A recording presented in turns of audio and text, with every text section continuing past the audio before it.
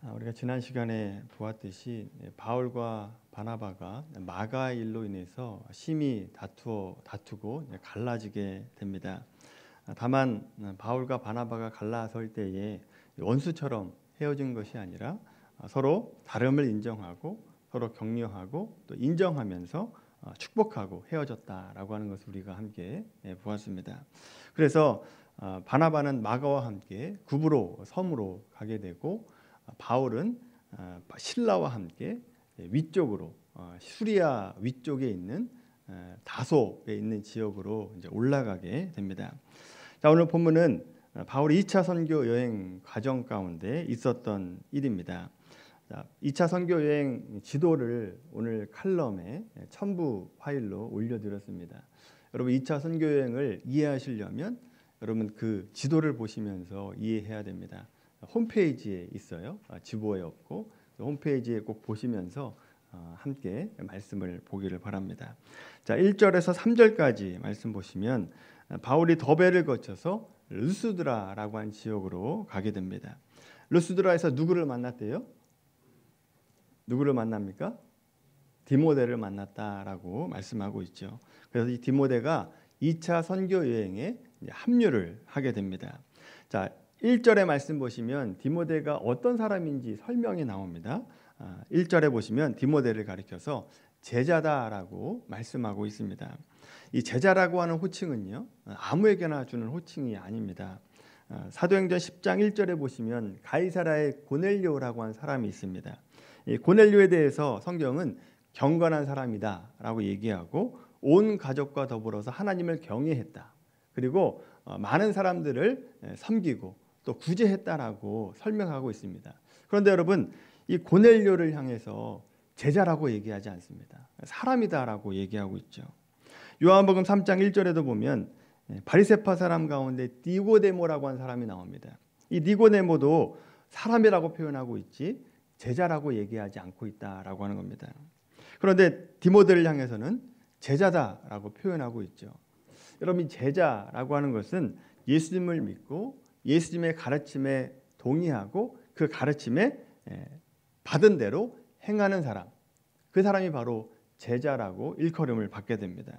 그래서 디모데가 제자라고 불림을 받았다라고 한다면 1차 선교여행 과정 가운데 바울을 디모데가 만나게 되고 또 이 하나님의 말씀을 배워서 구원받았을 뿐만 아니라 그 말씀을 행하는 자였다라고 하는 것을 우리가 알게 되죠.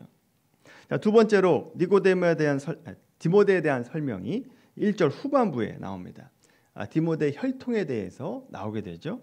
디모데 아버지는 헬라인이고 어머니는 유대인이었다라고 얘기합니다. 아버지가 헬라인이라서 디모데가 헬라인이 아닌가라고 생각할 수 있지만 유대인들은 어머니가 유대인이면 유대인으로 인정을 해줍니다. 그래서 디모데는 유대인이었다라고 하는 것을 알게 됩니다. 자, 세 번째 디모데는 2절에서 보듯이 루스드라와 이고니온에 있는 형제들에게 칭찬받는 자였다라고 얘기합니다. 여러분 우리가 앞에서 말씀드렸는데 루스드라라고 한 지역은 유대인의 회당도 없는 아주 작은 마을이었다라고 말씀을 드렸습니다. 이 작은 마을에서 칭찬받는 것이 뭐 그리 대단한가 생각할 수 있지만 이 디모데는 자기 마을에서만 칭찬받는 것이 아닙니다. 루스드라에서 약 30km 떨어져 있는 이고니온에서도 디모데를 칭찬했다라고 말씀하고 있죠. 그래서 이 디모데라고 하는 설명을 잘 보시면 이 디모데가 굉장히 훌륭한 사람이었다라고 하는 것을 우리가 알게 됩니다. 꽤 괜찮은 사람이다라고 하는 것을 알게 됐죠. 그런데 여러분 이 디모데는요 그냥 꽤 괜찮은 사람 정도가 아닙니다. 바울이 2차 선교 여행 중에 디모데를 만난 것은요 하나님의 선물입니다. 바울에게 있어서 하나님의 선물이었다라고 하는 거죠. 지금 바울이 얼마 전에 마가의 일로 지금 누구랑 헤어졌습니까? 바나바와 헤어졌습니다. 물론 좋게 헤어진 것입니다만 마음속에 그리 편한 것이 아니었다라고 하는 거죠. 그런 바울에게 하나님께서 위로의 선물로 디모데를 보내주셨다라고 하는 것이죠. 그래서 여러분 이 디모데는요 바울 사역에 있어서 아주 큰 힘을 주는 사람이었습니다. 정말 핵심적인 사람이었다라고 얘기할 수 있죠. 그래서 어려운 일이 있을 때마다 바울이 디모데에게 일을 맡기고 디모데로 하여금 일이 진행되게 하게 되는 것을 우리가 보게 됩니다. 한번 찾아볼까요? 데살로니가전서 3장 2절 말씀입니다. 신약성경 330페이지입니다.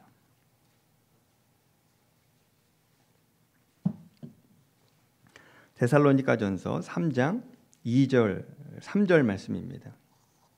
330페이지 신약성경 데살로니가전서 3장 2절부터 3절까지입니다. 같이 읽겠습니다. 시작. 우리 형제 곧 그리스도의 복음을 전하는 하나님의 일꾼인 디모데를 보내노니 이는 너희를 굳건하게 하고 너희 믿음에 대하여 위로함으로 아무도 이 여러 환난 중에 흔들리지 않게 하려 함이라. 우리가 이것을 위하여 세움 받은 줄을 너희가 친히 알리라. 아멘.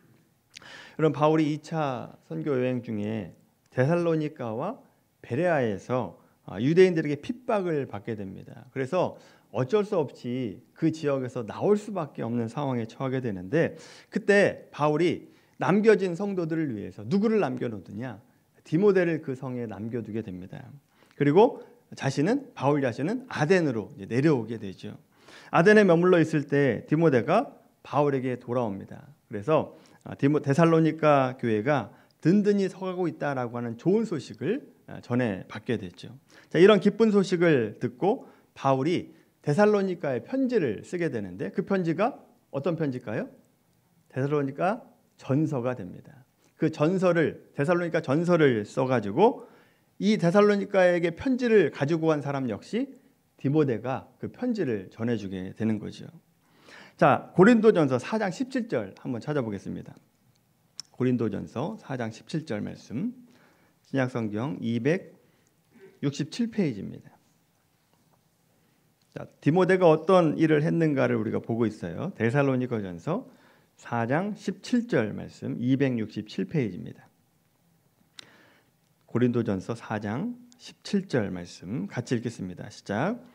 이로 말미암아 내가 주 안에서 내 사랑하고 신실한 아들 디모데를 너희에게 보내었노니 그가 너희로 하여금 그리스도 예수 안에서 나의 행사 곧 내가 각 교회에서 가르치는 것을 생각나게 하리라. 아멘.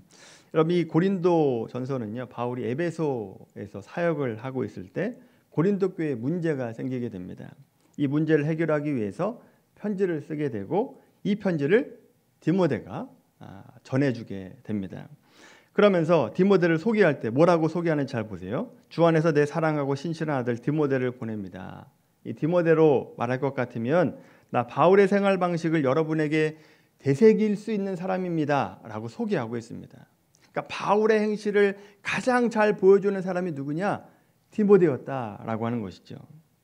이뿐만이 아니에요. 바울이 열심을 품고 섬겼던 에베소 교회, 그 에베소 교회의 담임 목사로 보내게 된 사람이 바로 디모데라고 한 사람이었다라고 하는 거죠.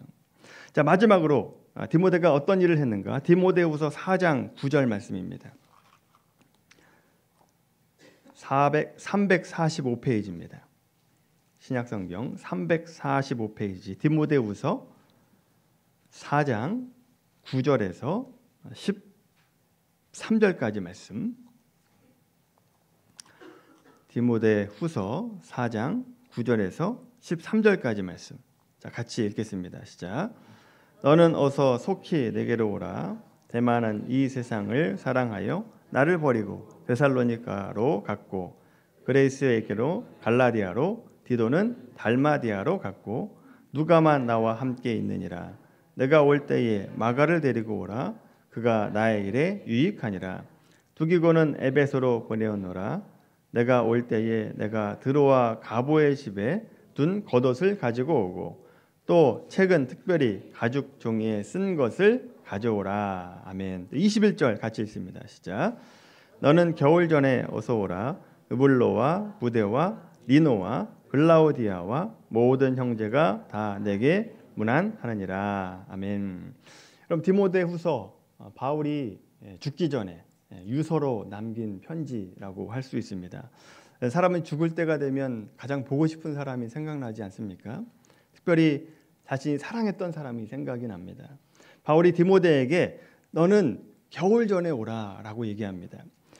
이제 로마 감옥에 갇혀 있는데 변변히 덮을 것이 없어서 추워가지고 디모데에게 나에게 좀 덮을 것을 가지고 오라라고 얘기하기도 합니다만 바울이 죽기 전에 디모데를 보고 싶은 겁니다. 자기가 사랑하는 사람, 나의 일에 동역했던 사람, 내가 가장 믿을 수 있는 사람 디모데가 보고 싶었다라고 하는 거죠. 그래서 여러분 보시면 여러분 디모데는요 바울 사역에 있어서 핵심 인물이었다라고 하는 것을 보게 되죠. 이처럼 하나님께서는 마가의 일로 바나바와 헤어졌던 이 바울에게 디모데를 보내주셔서 그에게 힘을 주시고 위로하시고 또 하나님께서 그 사역에 잘 해나갈 수 있도록 디모데를 붙여주셨다라고 하는 것을 우리가 보게 되죠. 그 하나님의 선물이고 은혜다라고 말할 수 있습니다. 그런데요 우리가 놓치지 말아야 될 것이 하나 있습니다. 제가 말씀드리고 싶은 핵심이 바로 지금부터입니다. 바울이 하나님의 선물과 같은 디모데를 어디서 만납니까? 어디서 만나요? 까먹으셨습니까? 금방? 루스드라에서 만났다라고 말씀드렸죠. 여러분 루스드라가 어떤 곳입니까? 루스드라 우리가 앞에서 보았습니다만 1차 선교 여행 때 더베와 이고니온의 유대인이 루스드라까지 쫓아와가지고 바울을 돌로 쳐서 죽이려고 했던 곳, 거의 죽게 되었던 곳이 바로 루스드라라고 하는 곳입니다. 죽을 뻔했다라고 말하면 별로 심각성을 우리가 잘 못 느낍니다만 바울을 죽이려고 했던 사람이 바울이 죽은 줄 알고 성 밖으로 버렸습니다. 우리가 전쟁 영화를 우리가 보시면 적들을 죽이고 확인할 때는요 대충 하지 않아요. 확인 사살하잖아요. 그래서 여러분 사도행전 14장 19절 말씀 보시면 돌을 치는 사람이 바울이 죽은 줄 알고 버렸다라고 얘기합니다. 죽은 거예요 사실은. 죽었다라고 얘기할 수 있죠. 그래서 이때 바울이 셋째 하늘도 이때 올라간 것이 아닌가 생각이 듭니다. 바울이 죽었던 것이 루스드라라고 하는 곳입니다. 자, 그러니까 바울이 죽은 곳에서 누가 태어납니까? 디모데가 태어난 겁니다. 바울이 깨진 곳에서 디모데가 살아났다라고 하는 것이죠. 결국 오늘 말씀을 통해서 우리가 깨닫게 되는 것은 바울이 죽은 자리에서 디모데와 같은 사람이 자라났던 것처럼 우리도 디모데와 같은 사람을 동역자로 만나려고 한다라고 한다면 내가 죽어야 됩니다. 내가 깨져야 된다라고 하는 것이죠. 내가 죽는 자리에서 사람이 살아납니다. 내가 죽는 자리에서 생명수가 흘러넘친다라고 하는 것입니다. 여러분 이 원리를 예수님께서 말씀하셨습니다. 이거는 사람의 원리가 아니라 예수님의 원리라고 하는 것이죠.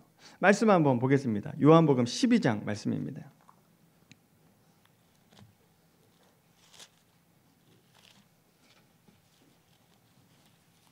요한복음 12장 20절 말씀입니다.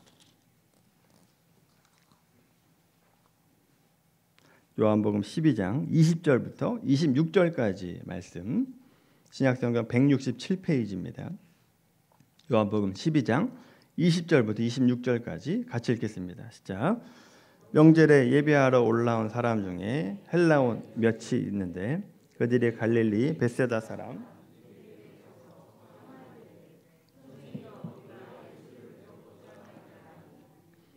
안드레에게 가서 말하고 안드레와 빌립이 예수께 가서 여쭈니 예수께서 대답하여 이르시되 인자가 영광을 얻을 때가 왔도다. 내가 진실로 진실로 너희에게 이르노니 한 알의 밀이 땅에 떨어져 죽지 아니하며 한 알 그대로 있고 죽으면 많은 열매를 맺느니라. 자기의 생명을 사랑하는 자를 잃어버릴 것이요 이 세상에서 자기의 생명을 미워하는 자는 영생하도록 보존하리라. 사람이 나를 섬기려면 나를 따르라. 나 있는 곳에 나를 섬기는 자도 거기 있으리니 사람이 나를 섬기면 내 아버지께서 그를 귀히 여기시리라. 아멘. 여러분 24절 말씀 보세요. 한 알의 밀이 땅에 떨어져 죽지 아니하면 한 알 그대로 있고 죽으면 많은 열매를 맺느니라 라고 말씀합니다. 한 알의 밀이 죽는다라고 하는 것은요 없어지거나 망가지는 것이 아니라 깨어지는 것을 의미합니다. 깨어지는 것. 깨어진다라고 하는 것은요 신비로운 축복입니다. 이 말씀대로 예수님께서 하늘에 밀알이 되어서 십자가에서 죽으셨습니다. 깨어지셨다라고 하는 거죠. 그 깨어짐이 예수 그리스도의 죽으심으로 나타났다라고 하는 것이죠. 예수님께서 십자가에 죽으시고 또 부활하시면서 부활의 첫 열매가 되십니다. 여러분, 첫 열매가 되었다라고 하는 것은요, 그 뒤를 이어서 수많은 열매가 맺혀질 것이다 라고 하는 것을 상징적으로 보여주고 있는 것이죠. 예수님이 깨졌기 때문에 그 이후에 수많은 열매들이 맺혀지게 되었다라고 하는 것이죠. 그래서 여러분, 이 깨어짐은요, 신비한 축복이다라고 얘기할 수 있습니다. 신비한 축복이라고 하는 것은 감춰져 있다라고 하는 겁니다. 감춰져 있긴 있는데 이것은 깨어져 본 사람만이 누릴 수 있는 축복이다라고 하는 겁니다. 깨어지지 않은 사람은 감춰져 있다. 여전히 감춰져 있는 하나님의 축복이다라고 하는 것이죠. 여러분, 물론 깨어지는 과정이 쉽지 않습니다. 여러분, 씨앗이 깨지려면 어떻게 해야 됩니까? 먼저 땅에 떨어져서 흙으로 덮여져야 돼요. 내가 없어져야 된다라고 하는 거죠. 삼켜지는 경험을 해야 됩니다. 그리고 씨앗에 땅속에 숨겨져서 감춰져서 씨앗이 깨지는 경험을 해야 된다라고 하는 거죠. 껍질이 벗겨져야 됩니다. 껍질이 벗겨지는 것은 죽음처럼 아프죠. 그러나 씨앗의 생명은요, 껍질이 없어요. 그 안에 씨 눈에 있다라고 하는 거죠. 그래서 껍질이 벗겨질 때 씨앗 속에 감춰져 있던 그 생명이 흘러나오게 됩니다. 그래서 싹을 틔우고 꽃이 피우고 열매가 맺혀지게 되는 것이죠. 그러니까 씨앗이 열매 맺기 위해서는 반드시 땅에 삼켜져야 되고 자기가 깨어지는 경험을 해야 된다라고 하는 것입니다. 여러분, 하나님께서 예수님을 십자가에서 깨뜨리셨습니다. 예수님의 몸이 열립니다. 그리고 피와 물이 흘러넘치죠. 여러분, 이 피와 물이 생명수입니다. 사람을 살리는 생명수였다라고 하는 거죠. 자기의 몸을 드렸습니다. 예수 그리스도의 몸이 생명의 떡이 되었다라고 하는 거죠. 그래서 예수님의 몸에서 부활의 생명이, 사람을 살리는 생명이 흘러넘쳤다라고 하는 것입니다. 이것을 보면 깨어짐이라고 하는 것은 끝이 아닙니다. 다시 사람을 살리는 풍성한 열매를 맺기 위한 시작점이다라고 하는 것을 우리가 보게 되죠. 여러분, 풍성한 열매를 맺기를 원하시는 하나님께서는요, 우리도 깨지길 원하십니다.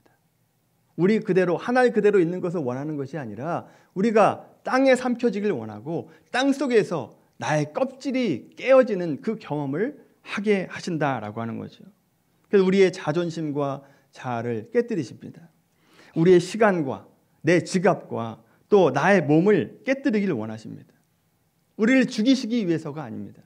우리를 살리기 위해서, 그리고 우리 안에 있는 생명이 흘러가게 하기 위해서 우리를 깨뜨리신다라고 하는 것이죠.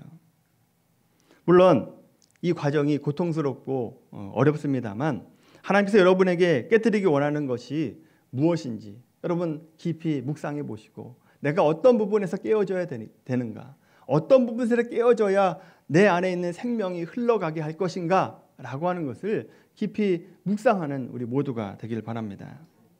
여러분, 한 걸음 더 나아가서 우리가 깨어짐의 축복을 누리려고 한다면요, 인내를 가지고 반복해서 깨어져야 됩니다. 한 번 깨어서는 안 됩니다. 반복해서 깨어져야 된다라고 하는 거죠. 오늘 본문에 사도 바울이 루스드라에서만 깨어졌습니까? 루스드라에서만 죽음을 경험하고 끝이었습니까? 물론 생명이 깨지는 시간이 루스드라였죠. 그런데 바울은요, 루스드라에서만 깨어진 것이 아닙니다. 반복적으로 그가 가는 곳마다 자신의 자존심을, 자아를 깨뜨리고 자기의 모든 것을, 자기가 배운 학문과 자기가 가지고 있는 모든 것들을 깨뜨리는 삶을 살았죠. 이례적인 깨어짐으로는 생명이 흐르지 않는다라고 하는 겁니다. 가다가 멈춥니다. 한 번만 깨지면. 계속해서 반복적으로 깨져야만 생명이 계속해서 흘러넘치게 되는 거죠. 여러분, 세상 속에서도요, 인내와 끈기를 가지고 자기와의 싸움에서 이기고 반복적으로 이겼던 사람만이 성공합니다. 영적인 것도 마찬가지다라고 하는 거죠. 신앙의 풍성한 열매는요, 한순간에 깨어지는 것으로 열매 맺을 수 없습니다. 지름길이 없어요. 신앙의 열매는 지름길이 없습니다. 신앙의 기본적인 것들을 붙들고 예수님과 같이 반복적으로 자기를 십자가에 매달고 죽일 때, 내가 죽어질 때 우리의 생명이 흘러넘치게 되는 것이죠. 여러분, 오늘 말씀 가운데 우리 자신을 돌아보게 되기를 바랍니다. 내 삶 가운데 열매가 없다라고 한다면 내가 땅속에 삼켜지지 않은 것은 아닌가, 내가 깨어지지 않은 부분이 어떤 부분인가를 깊이 묵상하는 우리 모두가 되기를 바랍니다. 그래서 여러분, 깨어지십시오. 고통스럽고 어렵지만 깨어지길 바랍니다. 깨어져야 하나님의 신비한 축복을 누릴 수 있습니다. 깨어진 사람만 누릴 수 있는 축복입니다. 그래서 우리 미랄교회 성도님들 모두가 깨어짐의 축복을 누릴 수 있는, 감춰져 있는 축복을 누릴 수 있는 복된 인생이 되기를 예수님의 이름으로 간절히 축원합니다.